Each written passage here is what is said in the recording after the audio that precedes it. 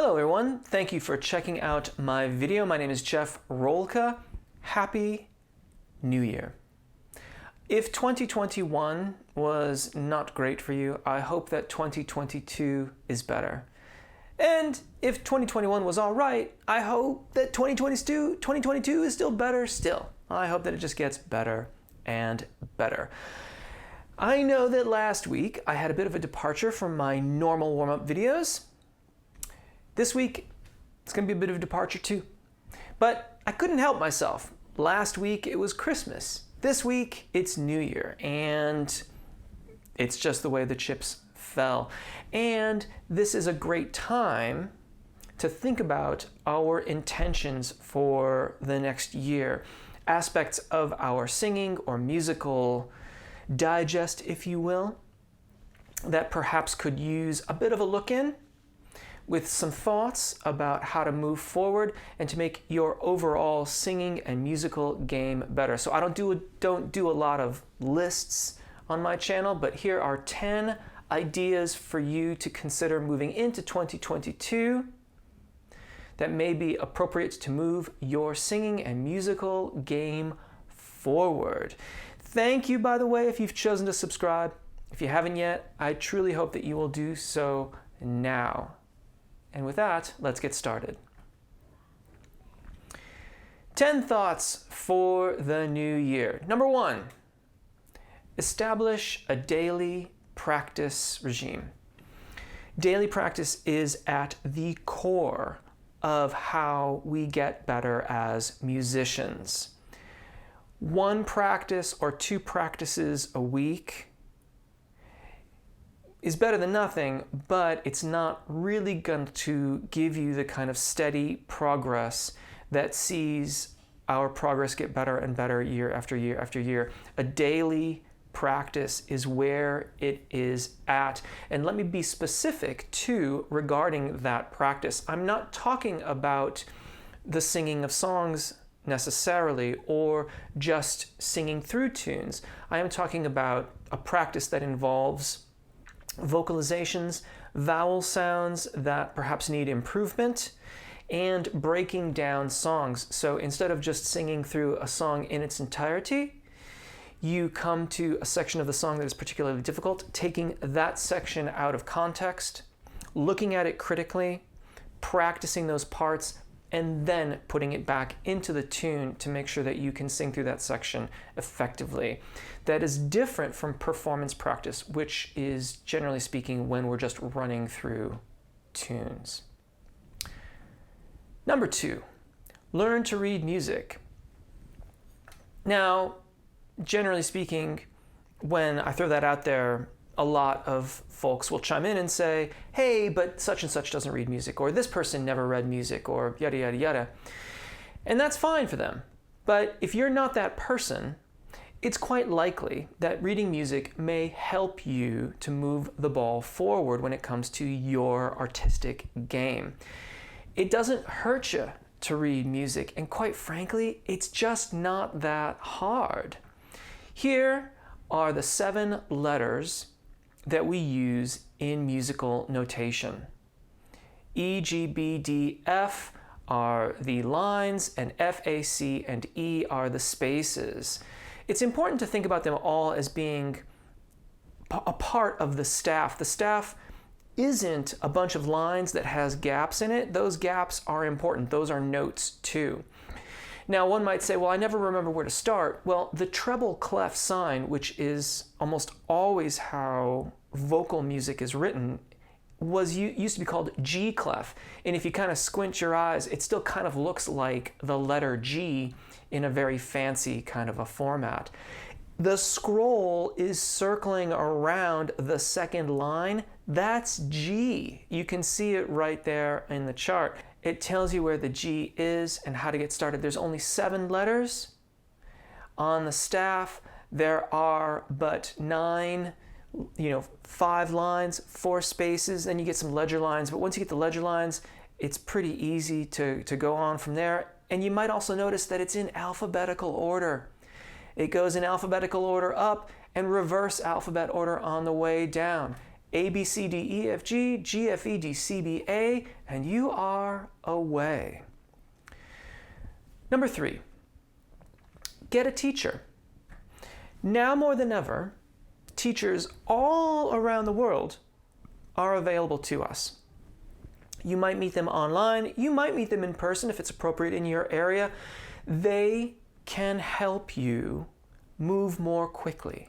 That is the main thing about a teacher. If you're doing something and you're not sure if it's right or wrong, the teacher would be there to help you say, yes, that is in fact a productive way to go about it. No, that's not a productive way to go about it. You need to try it like this, or try this instead, or let's have a look at this first, and then we can tackle that concept. Teachers are there to help you know when you are doing something effectively,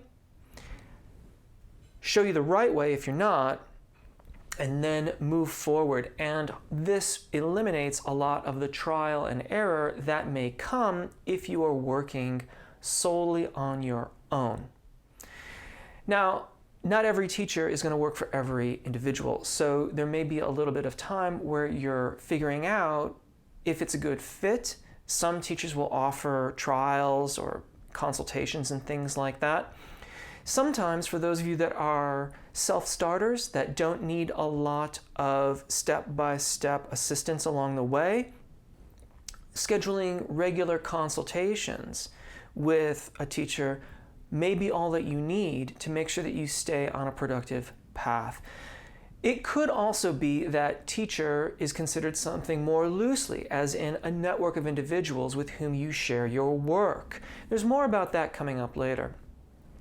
But find yourself, see if you can find a means by which to get constructive criticism on your singing so that you can make nice progress and you are working efficiently and effectively. This just helps you get to your own artistic expression more quickly. Number 4, establish short-term goals, such as break down big tasks into small, manageable ones. What repertoire do you want to learn this year? What other skills for music would benefit from additional study? In this, what we are talking about is basically making a one-year plan. Look at this year. What do you wish to accomplish? How is your registration event, either primo or secondo passaggi? How are they operating? Are there specific vowels that work better across the passaggi than others? Those might be small tasks to look at repeatedly across this year so that you can work on them and make your overall singing game that much better. Getting an idea of the repertoire that you'd like to learn this year can be very, very helpful, especially if you are recording and releasing music, especially still if you want to do something around the holiday season in 2022. Most of the time, those recordings will need to be in process no later than June or July in order to have them recorded, mixed, mastered, uploaded, and readied for release, getting your marketing campaign in order, and then releasing them for the holiday season. So look at your repertoire now, and then get your year plan together so that you're releasing on time. Additionally, there can be any number of other skills involved in music. I'm going to cover more in this list, but looking at what you'd like to achieve with those additional skills now allows you to create a plan throughout this year so that you can tackle them in due course. Number 5, long-term goals. What kind of musical pursuits do you have? What part do you want music to play in your life? This is a bigger ticket item and it's very individual. Do you want to be a performing artist? Do you want to perform some of the time, but primarily be a songwriter? Do you wish to be a choral director or a member of a chorus, or something still that I haven't delineated here that you want to do with music?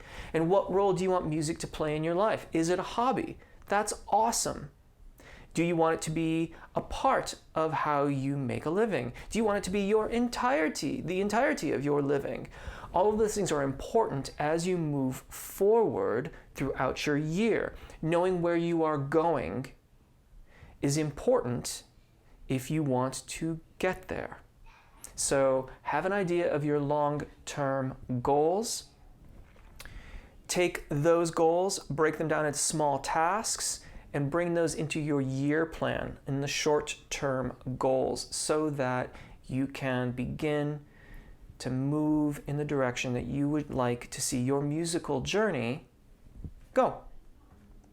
Number 6, study music away from singing. It's not just singing, it's music theory, it's critical listening, it's music history and musicology.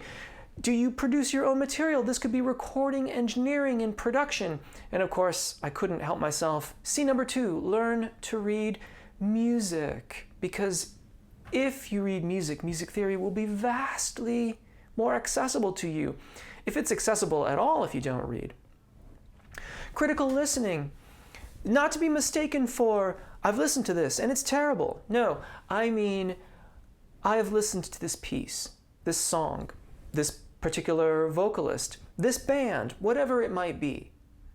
What are the elements of this presentation, of this performance, that I find particularly engaging?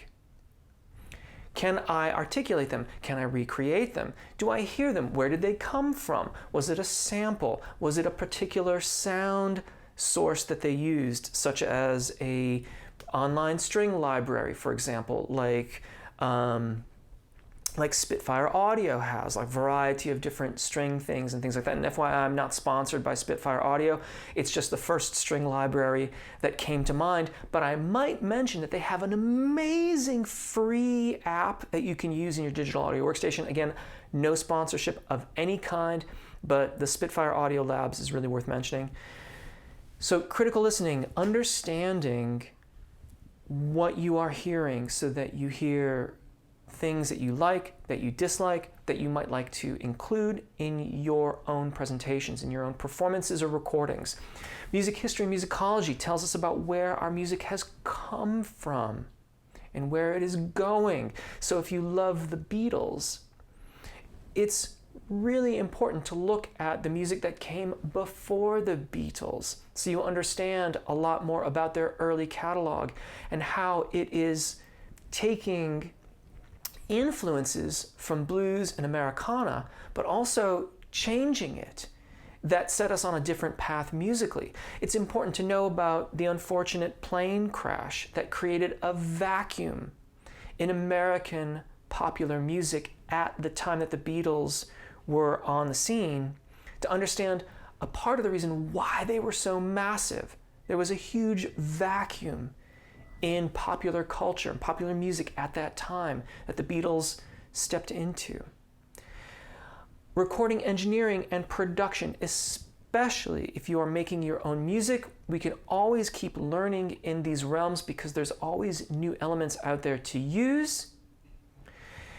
And especially now, since microphones and interfaces have just gotten better and better and, more important, more affordable, it has never been a better time to learn enough about recording, engineering, and production so that you can make your own material, because repeatedly releasing your works is a very, very necessary part of having a career in that direction. If you want to be a performing songwriter, recording and releasing yourself regularly is very, very critical. All of these things to say, there are certainly other things away from your singing practice that can help you in your overall musicality. Identify those aspects, find time to work on them when you're not working on your singing practice. Number 7, establish an aural skills practice. Learning solfege, being able to sing intervals over a tonic. This is not only particularly helpful for our aural skills and just general music comprehension when we're listening to it, but For singing above the secondo passaggio, for singing high notes, having an internal understanding of where the pitches are so that you can, quote unquote, hear them in your head before you try to sing it, will dramatically improve how well you sing those notes, full stop, but also in tune. If you have had intonation problems in the past with your singing, working on aural skills or ear training is extremely helpful. Number 8 becomes a bit more esoteric. Be patient, but be not satisfied. Identify your strengths. Continue to use those strengths to put your best foot forward, but don't just be satisfied in where they are at. Identify those strengths and look at how they can be used artistically. How have you used them artistically in the past? How might you use them artistically in the future? How might those strengths be used to bring other aspects of your singing or your performance forward so that your entire game gets elevated a little bit? We want to build on our strengths, use them to help our weaknesses, and make our overall presentation better and better and better. So be patient in this process because it takes time. But be not satisfied. Keep looking at how you are using your gifts musically and how you can keep on moving forward and explore different aspects of those gifts. Be a part of something or create something to be a part of. I touched on this a little bit earlier on. When things got locked down and before Zoom and Skype and everyone went online to get into collections of groups and things like that, it could feel very isolating, and there could be a vacuum created where getting constructive critical feedback about our presentations was not as available as it had been in the past. Being a part of something means that you can regularly give and receive that constructive feedback and make everyone's game that much better. This could mean being a part of a casual singing group where you get together and sing a little bit from time to time. It might still be online, but that's all right. Be a part of that. Try it out. This might mean doing some songwriting with people that you normally just play music with. Try it out. Write a song or two. It could be that there are groups already established that you can join.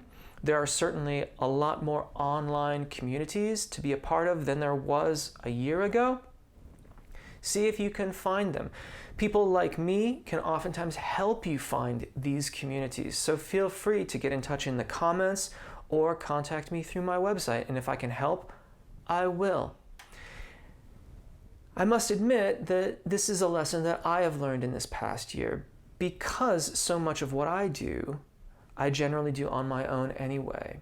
But over the past year, I've become a part of a few things.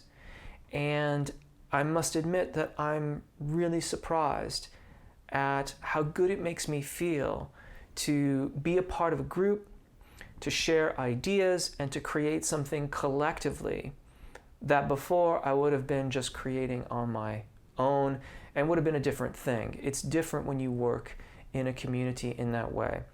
If you can't find something that's specifically what you're looking to become a part of, make it on your own. It's never been a better time to create a community online or in real life if you like. To make music, to work on songs, maybe to work on the Vakai method. I don't know. That's up to you to decide. There's a lot of different things and there's a lot of different music to be made out there. Finally, insert your item. If these 10 items have done anything, I would hope that they would give you thoughts about what you'd like your year to look like. And I suspect it is quite likely that I have missed any number of different avenues that can be pursued musically. What is your avenue of pursuit? What is it that you would like to do this year and maybe beyond with music? What have I missed? I would love to hear your thoughts in the comments. And if you feel like sharing the direction that you're going to be heading, feel free to drop that in the comments as well. But consider these items. Have a wonderful, wonderful 2022. We will be back to warm-ups and exercises and explorations of singing and singing technique next week. So until then, I will say thank you once again if you've chosen to subscribe. Thank you, Patreon supporters. I greatly appreciate it. Take really good care of your voices, enjoy singing, and hopefully we'll see you again. Bye.